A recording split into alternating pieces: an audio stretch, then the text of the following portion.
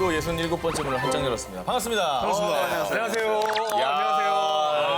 안녕하세요. 목소리 톤이 딱 안정돼 있는. 좋네, 좋아. 저희 되게 좋다. 너무 좋네요. 따뜻하고 포근하고. 이렇게 세 명만. 이렇게 세 명만. 아니 자꾸 그러지 말라고 지금 얼마나 불안한데. 아니 왜 되게 재밌을 것 같아. 괜찮네. 이렇게 아나운서들 왜 자꾸 부르는 거예요 도대체. 오늘 새롭게 자리한 뉴 인턴 기자입니다. 우리 시청자분들에게 인사 좀 정식으로 부탁드리겠습니다. 네, 안녕하세요. 얼마 전까지 M본부에서 직장생활 잘 하다가 자유의 몸이 된 김정근이라고 합니다. 반갑습니다. 김정근 아나운서. 네. 우리 M본부에서는 또 선배님이었죠? 그렇죠. 1년 선배. 1년 선배. 1년 선배 되겠습니다. 저랑은 또 어떤 인연이 있냐면은 네. 한 해에는 얘 때문에 떨어졌고 그 이듬해엔 얘 때문에 떨어졌어. 2년을 M을 못 들어갔는데 그 주역이에요. 새로운 거예요. 그래서 이렇게 잘 된 거야. 그게 잘 되지. 도끼를 품고 잘 된 거 아니야. 자, 오늘 이제 김정근 인턴 기자와 함께 합니다. 프리한 19, 67번째 이슈인데 주제가 뭡니까 오늘? 주제가 바로 세상을 뒤흔든 특종 19를 저희가 오늘 이슈로 잡아봤습니다. 근데 사실 네. 김정은 인턴 기자께서는 우리 중에는 뉴스 보도 프로그램 제일 많이 하셨어요. 그렇죠. 고정으로 뉴스도 길게 하셨고요. 오늘 1위 할 수도 있을 것 같아요. 워낙 취재력이 좋기 때문에. 기준이 뭔가요? 기준은 저희 데스크가 따로 있거든요. 데스크맘입니다. 그분이 이제 1위를 선정해 주시고. 뭐 지금 보고 계세요, 우리를? 예. 보고 계세요? CCTV로 보고 있어요. 저희 보고 계세요. 오늘 제가 핑크색을 잘 입고 왔네요. 정말 믿고 있나? 뉴스만 했지 바본데. 기사를 가지고 평가하는 거예요. 알겠습니다. 농담이었어요. 예. 오늘 저희의 특종을 데스크의 엄중한 기준에 따라 공정하게 심사해 주실 67번째 프리한 데스크를 만나보겠습니다. 오늘 데스크를 맡아주신 조주희 기자님, 미국 주요 언론사 A뉴스의 서울 지국장을 맡고 계신 분인데요. 오늘 특종 데스크로 딱 어울리는 분인 것 같습니다. 프레시한 김정은 인턴 기자가 한번 열어보겠습니다. 세상을 뒤흔든 특종 19, 19위부터 공개합니다. 세계를 뒤흔든 스포츠 스캔들. 세계 스포츠사에 길이 남게 된 이 사건은 서울올림픽이 한창이던 1988년 9월 24일에 시작됐습니다. 기억난다. 당시 전 세계인의 시선은 1984년 LA올림픽 4관왕에 빛나는 갈색 탄환 칼 루이스와 1987년 세계 육상 선수권 대회 남자 100m 우승자 일명 마하 인간으로 불리는 벤 존슨의 승부로 막상 막하 그야말로 박빙의 대결이 펼쳐질 예정이기 때문이죠. 드디어 경기가 시작되고 손에 땀을 쥐는 승부가 펼쳐졌는데요. 경기 시작 후 30m를 지나는 지점부터 갑자기 벤 존슨이 칼 루이스를 눈에 띄는 격차로 따돌리기 시작했고요. 벤 존슨이 9초 79의 기록으로 압승을 하게 됐습니다. 그런데 이틀 후인 9월 26일 오후 시일보의 스포츠국으로 한 통의 제보가 날아듭니다. 벤 존슨이 약물 복용으로 국제올림픽위원회에 조사를 받게 됐다는 충격적인 내용이었습니다. 이 제보가 사실이라면 그야말로 세계를 뒤흔들 만한 사건이어서 편집장과 기자들은 신중을 기할 수밖에 없었습니다. 때문에 철저한 보안을 유지하며 추가 취재에 들어간 결과 결정적으로 장소에 관한 정보까지 입수해 그날 밤 S호텔로 긴밀히 들어가는 캐나다 IOC 위원과 팀 닥터의 모습까지 포착해 촬영할 수 있었고요. 결국 바로 그 다음 날인 9월 27일 일면에 벤 존슨 약물 복용 기사를 내보냈고요. 역시나 모든 언론이 일제히 시일보의 보도를 인용해 기사를 송구하면서 전 세계를 큰 충격에 빠뜨렸습니다. 그 뒤 국제올림픽위원회 역시 벤 존슨이 금지 약물인 근육 강화제 아나볼릭 스테로이드를 복용했다는 사실을 인정했고요. 금메달 박탈과 함께 2년간 대회 출전을 금지시켰습니다.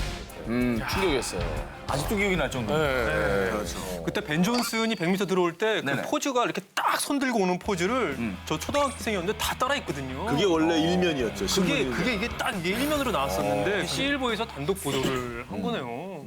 세상을 뒤흔든 특종 19, 18위 공개.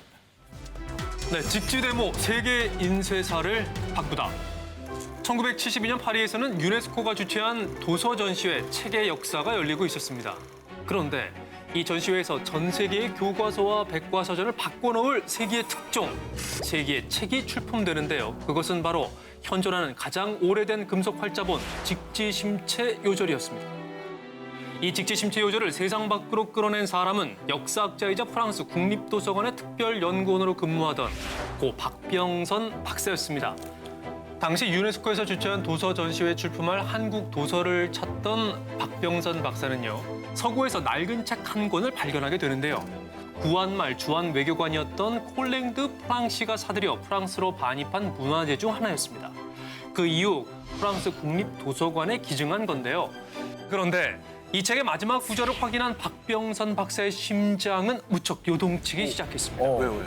우왕 3년 7월 금속 활자로 인쇄했다.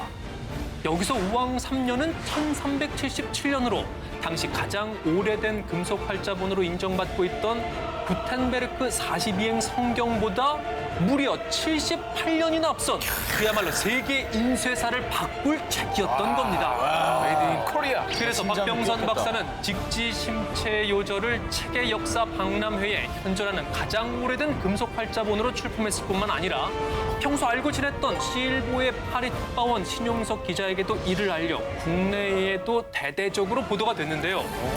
하지만 프랑스인 동료들은 처음에 한국 책이 세계 최초의 금속 활자본이라는 박병선 박사의 말을 인정하지 않았습니다.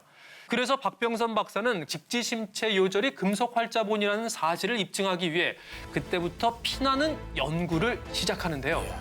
금속 활자의 특징을 확인하기 위해 직접 납으로 주형을 만들어 보다가 집에 불을 낼 뻔한 일까지 있었다고 합니다.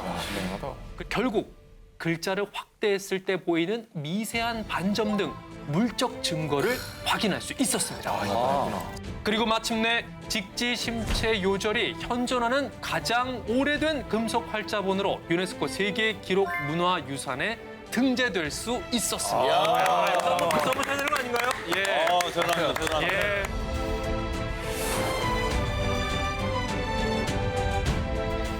세상을 뒤흔든 특종 19, 17위 공개해 주세요. 49년 만에 알려진 방치된 역사. 1950년 7월 충북 영동군 노근리. 노은이 사건. 자, 6.25 전쟁이 발발한 직후 대피를 돕겠다는 미군을 따라 노근리 주민들은 피난길에 올랐습니다. 그런데 피난하는 도중 갑자기 머리 위로 전투기가 날아들더니 그 전투기는 피난 행렬을 향해 공격을 퍼붓기 시작했습니다. 그런데 심지어는 대피를 돕겠다는 미군도 피난민을 향해 총구를 겨누고 무참히 사격을 시작했습니다. 자, 피난민은 도저히 믿기지 않는 상황이었지만 쉴 새 없는 무자비한 공격에 일명 쌍굴다리로 불리던 굴다리 밑으로 피신했는데요. 그곳에서도 도망가려고 나오는 사람들을 모두 쏘아 죽였다고 합니다. 기억납니다. 아픈 역사적 사건이 너무나 아픈 역사죠. 자, 그렇게 학살 사건이 일어나고 10년 뒤 유족들이 서울에 있는 주한미군 소청사무소에 공식적인 사과와 손해배상을 요구하면서 세상에 알려지기 시작했는데요. 이때 이 노근리 학살 사건에 주목한 이들이 있었습니다. 바로 미국 A통신의 최상훈, 찰스 헨리, 마샤 멘도사 기자들이었습니다.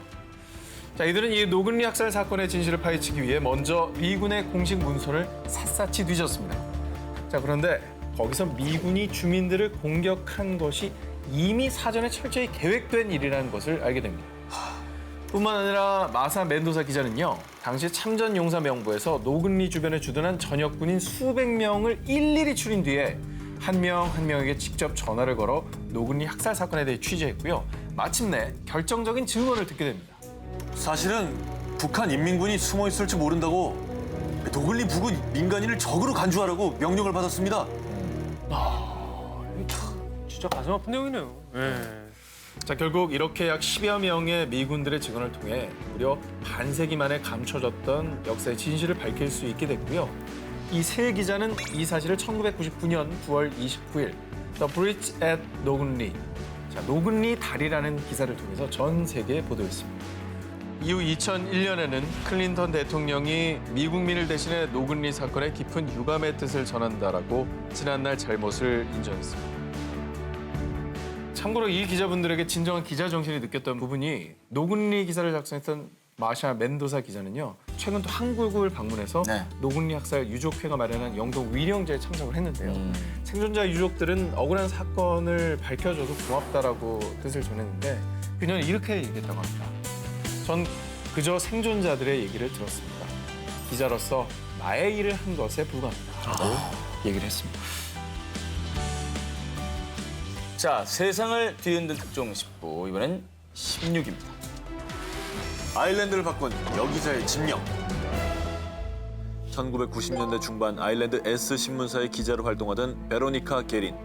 범죄 사건 전담 기자였던 그녀는 강도 사건에 연루된 범죄 조직을 조사하던 중에 정보원을 통해 중요한 사실을 듣게 됩니다. 당시 아일랜드를 병들게 한 사회 문제인 마약 밀매가 거대 범죄 조직과 연루돼 있다는 것이었죠.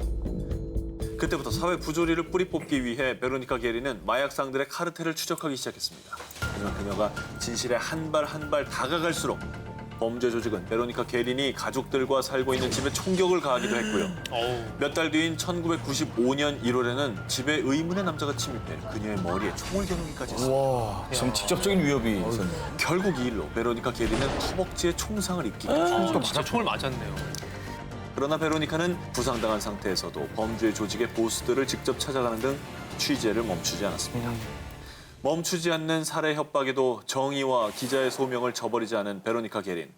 하지만 1996년 6월 아일랜드의 수도 더블린 근교에서 차를 몰고 가던 그녀는 오토바이를 탄 마약 밀매 조직원이 쏜 총알을 맞고 결국 사망하고 말았습니다. 이 안타까운 죽음이 알려지면서 아일랜드에서는 대대적으로 수천 명의 국민들이 거리로 나와 마약 퇴치를 외쳤고요. 그 함성은 거대한 물결이 되어 정치권까지 움직였는데 이 마약 조직에 대한 본격적인 단속이 이뤄지면서 약 150명의 마약 범죄자들이 체포됐고요. 2000년에 게리는 국제언론인협회에서 선정한 50인의 언론 자유 영웅 중 한 명으로 선정됐습니다. 팩트 하나만을 위해서 달려갔던 한 여기자의 집념이 세상을 바꿨어요. 대단한 것 같아요.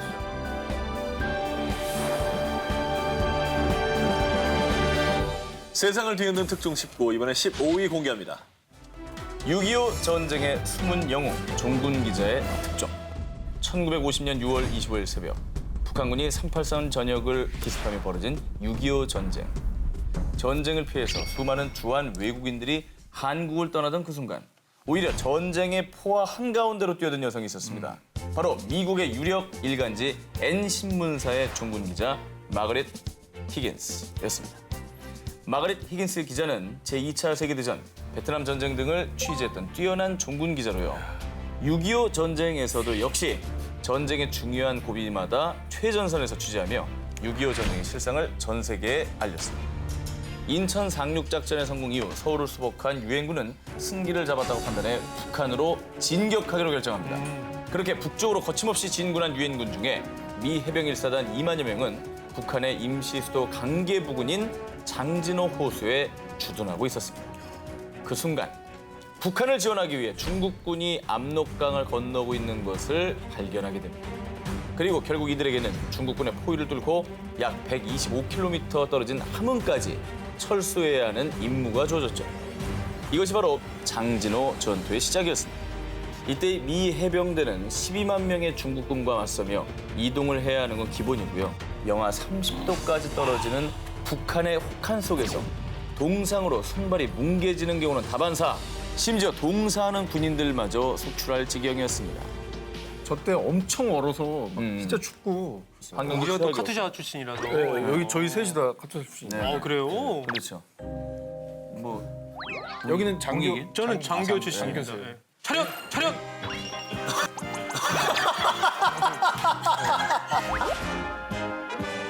그리고 이 상황에서 군인도 아닌 또 기자이기 전에 한 여성이었던 히긴스 기자는 전장의 참상과 함께 미군이 2주 만에 중공군의 포위를 뚫고 흥남에 도착해 수많은 피난민들을 구할 수 있었다는 소식까지 이렇게 6.25 전투의 상황과 성과를 생생히 보도했습니다. 대단합니다.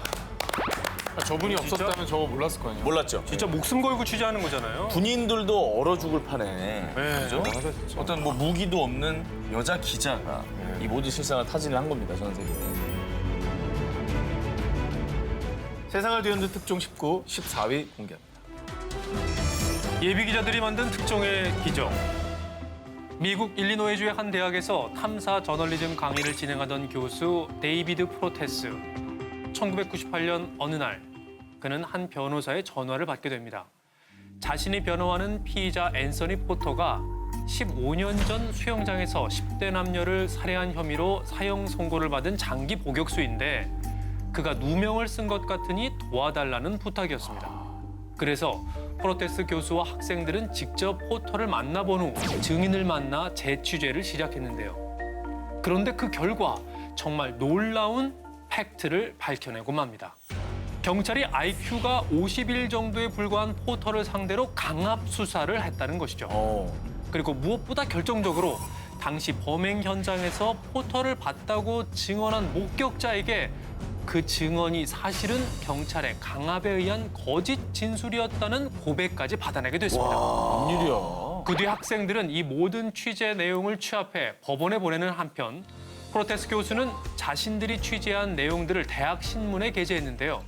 그 결과 학생들과 프로테스 교수가 밝힌 취재 내용에 반박할 수 없었던 일리노이주 법원은요. 포터가 감옥에 들어간 지 무려 16년 만에 포터의 무죄를 입증할 수 있게 됐습니다. 아니 어떻게 사람 잡을 뻔했네 진짜. 진짜 생사람 잡힐 뻔했죠. 예. 아니 저 전원이 좀 강의 없었으면 못할 뻔했어. 근데 좀 대단한 게 진짜 전문 기자들도 아니고 학생들이. 공부한 학생들이 어떻게 이렇게 참 대단한 일을 할 수 있었을까요? 이게 바로 특종을 만드는 기적의 시작인 거죠. 그리고 더 중요한 건요. 이 사건을 알게 된 당시 일리노이 주지사가 잘못된 사법제도의 폐해를 절절하게 느꼈습니다. 드디어 2011년에는 일리노이 주에서 사형제도가 정말로 폐지가 되다고 합니다. 취재의 속도 이전에 취재의 방향을 배우는 미래의 기자들, 그들이 전할 기사가 더욱 기대되는 이유입니다. 멋있다.